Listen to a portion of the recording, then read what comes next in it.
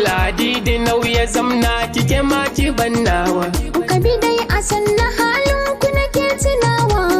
Jari a so na baki san babu cutarwa. Ni ma hakan na ɗauka na sa a rainawa. Ke ce cuta garan ke ce magani tawa. Ni ce farasitamol satu ta tserewa. Duk na guda ta kauna mu za ta haifewa. Da ubanmu so don kwashi ka ta sarrafi nawa. Wai yau in kin ka bar ni ya san da raina. Ni ma kar ka bar ni don Allah ka ce zauna. Saki jikin ki mu sha gauna. Zan baka duk labarina. Dubiya kaunar ki ta nuna. Masoyi zo mu tattauna. To sirri ne naka ya zama nawa.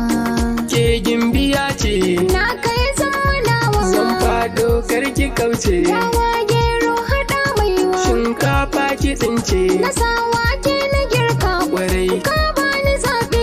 ko kwana sha ya ɗaure na. Za na kira ka hobi na. Ashe so zai zamo kauya. Kala duka na a kalbi na. Sirrin ke za na kwancewa.